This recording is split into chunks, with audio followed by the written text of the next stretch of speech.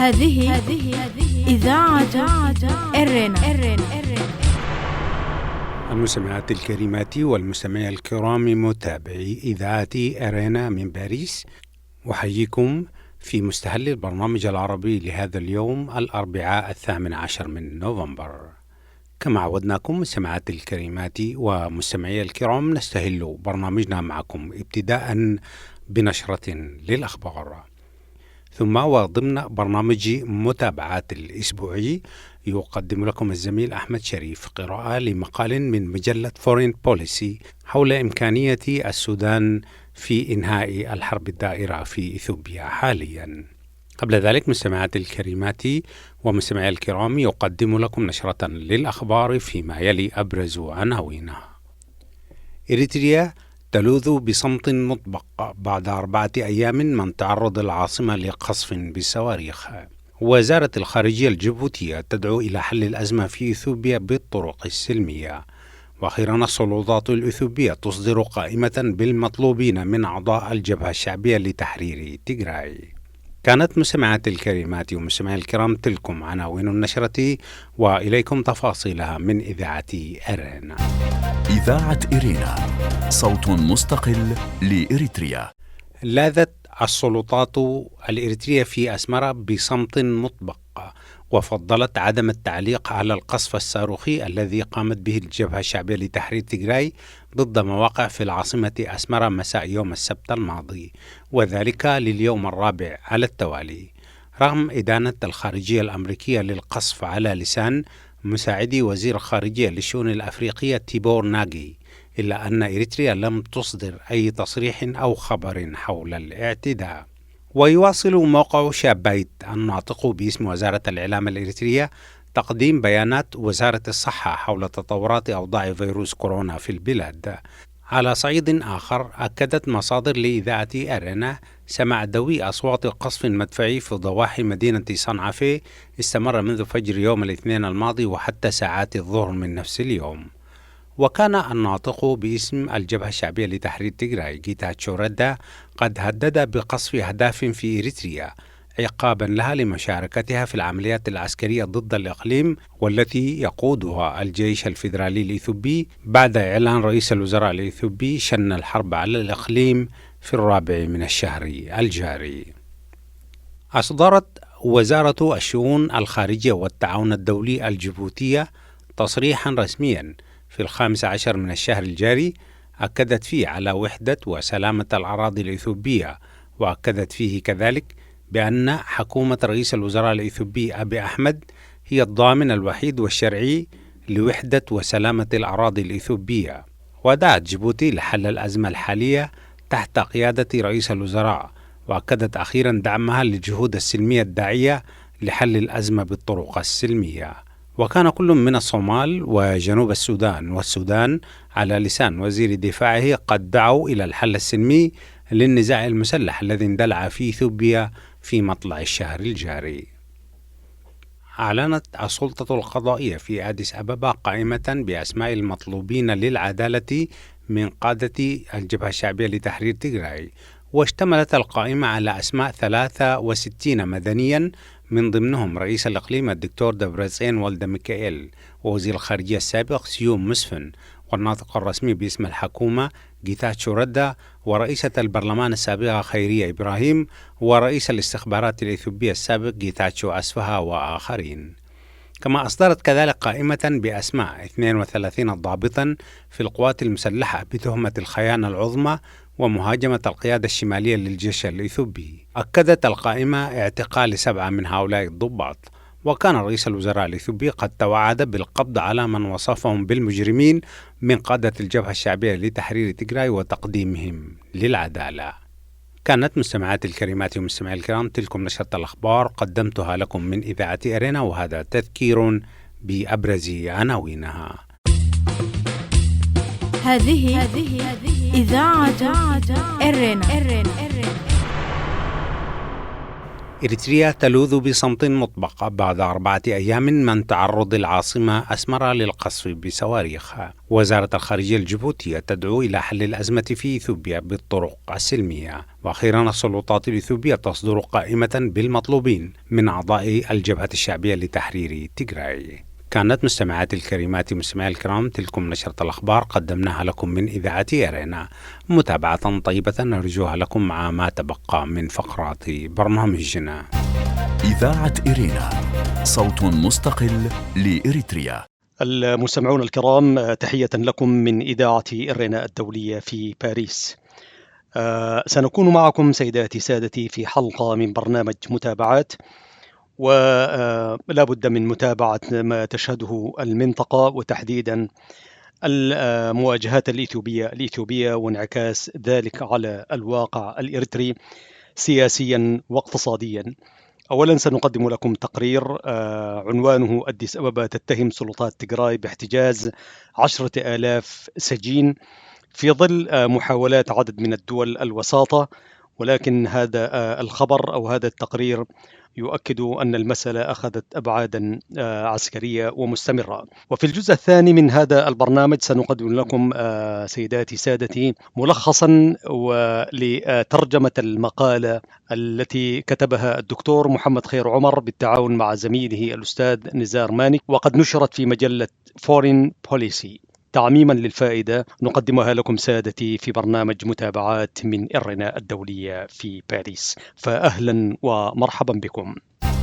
إذاعة إرينا، صوت مستقل لإريتريا. أخيرا اتهمت أديس أبابا سلطات إقليم تيغراي باحتجاز 10,000 سجين حاولوا الفرار في المواجهات التي يشهدها الإقليم منذ فترة. في غضون ذلك تتواصل موجة النزوح نحو السودان، خاصة في منطقة القضارف أقرب نقطة حدودية بين إثيوبيا والسودان.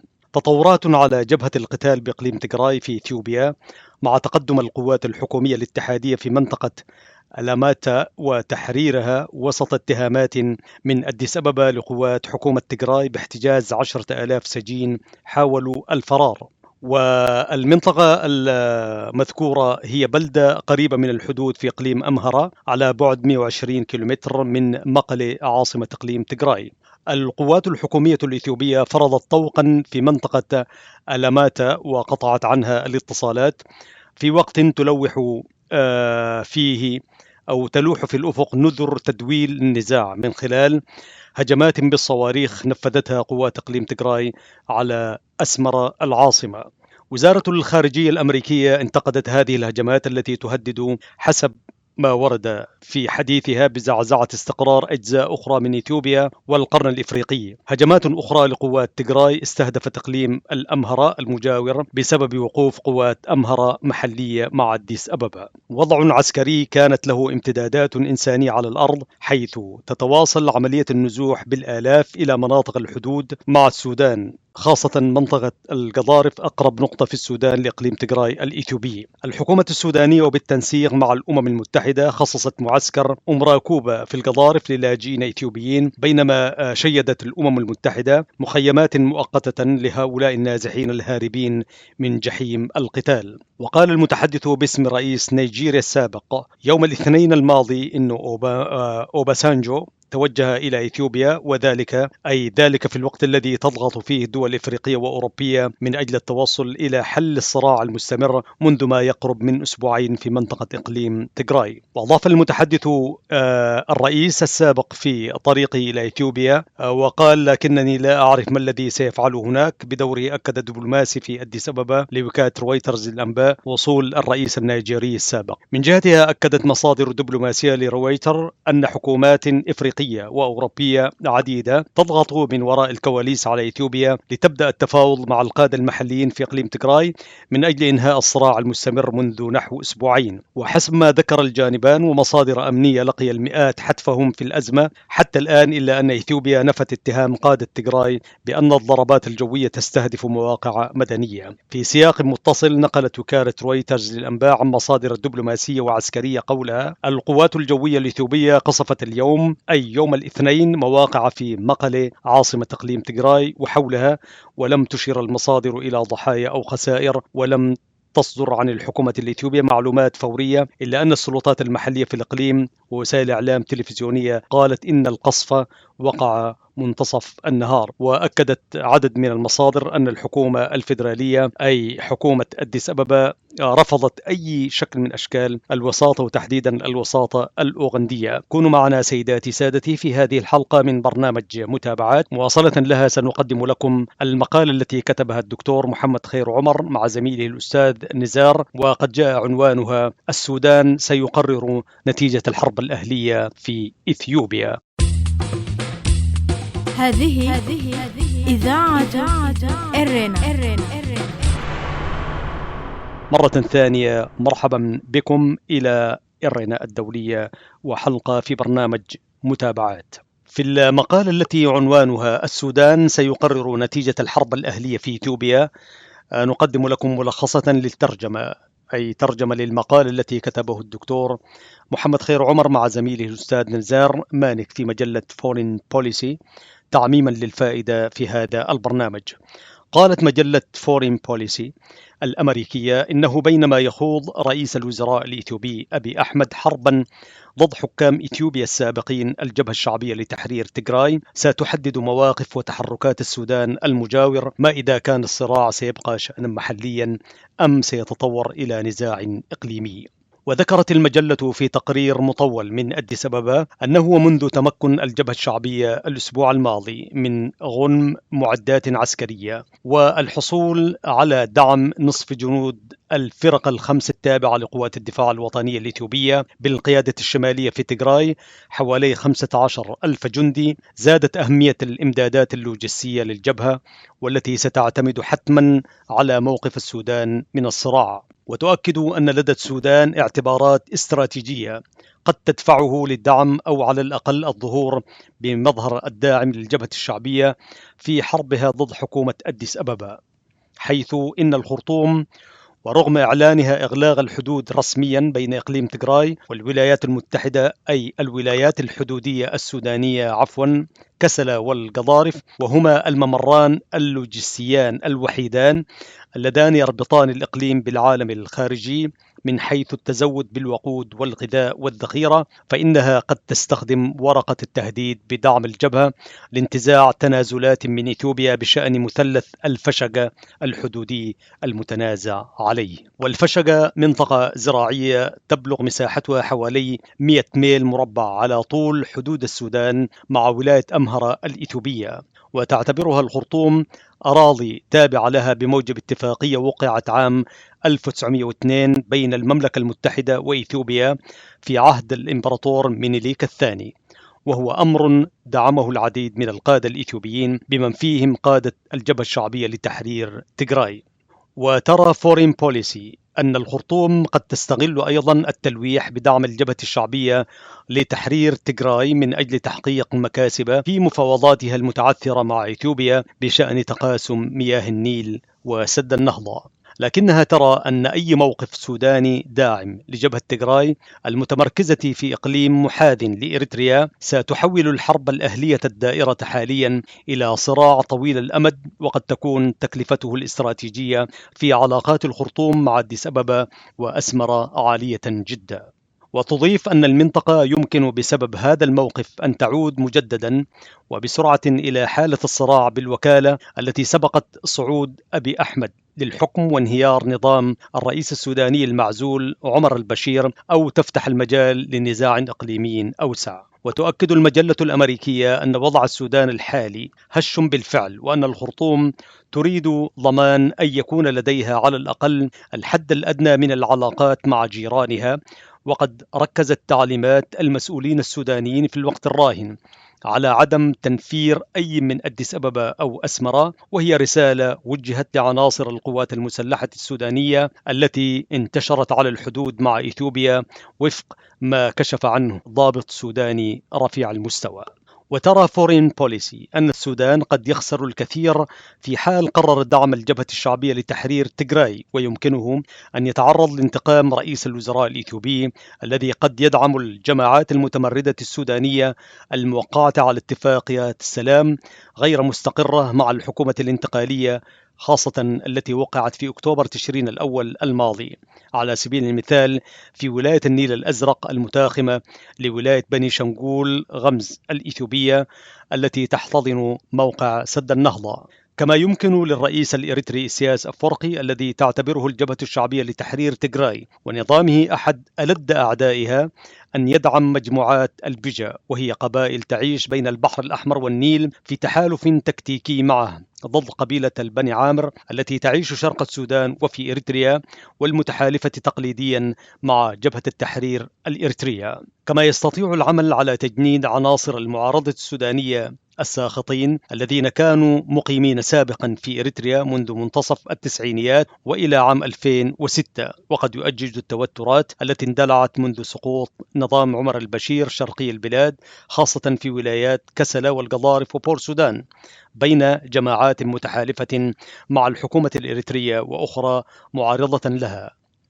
في المقابل ترى فورين بوليسي أن السودان إذا جعل من استعادة منطقة الفشقة شرطا صريحا لامتناعه عن دعم الجبهة الشعبية لتحرير تيغراي لوجستيا، فإن الأمر سيكون مدمرا لدكتور أبي أحمد، رغم ما يكتنف هذه الخطوة من مخاطر للطرف السوداني. وفي حال رفض الدكتور أبي أحمد سيعني ذلك ضوءا أخضرا للسودان لدعم الجبهة الشعبية لتحرير تيغراي، وبالتالي إطالة أمد الصراع وتداعياته. لكن إن قبل الإذعان لمطلب الخرطوم فسيخسر الدعم الواسع الذي يتصور أنه يحظى به من قومية الأمهرة التي تعتبر هذه المنطقة المتنازع عليها أرضا للأجداد كتلك التي سيطرت عليها الجبهة الشعبية لتحرير تيغراي وضمتها لإقليمها في تسعينيات القرن الماضي. إذاعة إرينا، صوت مستقل لإريتريا. المستمعين الكرام والمستمعات الكريمات، أهلا وسهلا بكم مجددا. قبل نهاية فقرات برنامجنا لهذا اليوم أقدم لكم موجزا لأهم ما ورد في صدر نشرتنا الإخبارية. إريتريا تلوذ بصمت مطبق بعد 4 أيام من تعرض العاصمة أسمرة للقصف بصواريخ. لاذت السلطات في أسمرة بصمت مطبق وفضلت عدم التعليق على القصف الصاروخي الذي قامت به الجبهة الشعبية لتحرير تيغراي ضد مواقع في العاصمة أسمرة مساء يوم السبت الماضي، وذلك لليوم الرابع على التوالي. ورغم إدانة الخارجية الأمريكية للقصف على لسان مساعد وزير الخارجية للشؤون الأفريقية تيبور ناجي، إلا أن إريتريا لم تصدر أي تصريح أو خبر حول الاعتداء. وزارة الخارجية الجيبوتية تدعو إلى حل الأزمة في إثيوبيا بالطرق السلمية. أصدرت وزارة الشؤون الخارجية والتعاون الدولي الجيبوتية تصريحا رسميا في 15 من الشهر الجاري أكدت فيه على وحدة وسلامة الأراضي الإثيوبية، وأكدت فيه كذلك بأن حكومة رئيس الوزراء أبي أحمد هي الضامن الوحيد والشرعي لوحدة وسلامة الأراضي الإثيوبية، ودعت جيبوتي لحل الأزمة الحالية تحت قيادة رئيس الوزراء، وأكدت أخيرا دعمها للجهود السلمية الداعية لحل الأزمة بالطرق السلمية. السلطات الإثيوبية تصدر قائمة بالمطلوبين من أعضاء الجبهة الشعبية لتحرير تيغراي. أعلنت السلطات القضائية في أديس أبابا قائمة بأسماء المطلوبين للعدالة من قادة الجبهة الشعبية لتحرير تيغراي، واشتملت القائمة على أسماء 63 مدنيا من ضمنهم رئيس الإقليم الدكتور دبراتسيون والدميكائيل، ووزير الخارجية السابق سيوم مسفن، والناطق الرسمي باسم حكومة الإقليم جيتاتشو ردا، ورئيسة البرلمان السابقة خيرية إبراهيم، ورئيس الاستخبارات الإثيوبية السابق جيتاتشو أسفها، وآخرين. كان هذا مستمعات الكريمات ومستمعي الكرام موجزا لأهم ما ورد في صدر نشرتنا الإخبارية لهذا اليوم، وبه نكون وإياكم قد وصلنا إلى نهاية فقرات برنامجنا. قبل الختام مستمعات الكريمات ومستمعي الكرام نذكركم دوما بأنكم يمكنكم الكتابة إلينا والتواصل معنا على البريد الإلكتروني Arabic Arena، ويسر إذاعة أرينا الدولية من باريس استقبال مكاتباتكم وتعليقاتكم وإفاداتكم حول برامجنا. وحتى الملتقى بكم مجددا في حلقة جديدة من برنامج متابعات الأسبوعي والبرامج الأخرى لإذاعة أرينا. لكم تحياتي زميلي أحمد شريف ومحدثكم فتحي عثمان، وتقبلوا كذلك تحياتي زملائي في الاستوديوهات الرئيسية للإذاعة من باريس، ودمتم في رعاية الله وحفظه وأمانه. هذه إذاعة إرنا.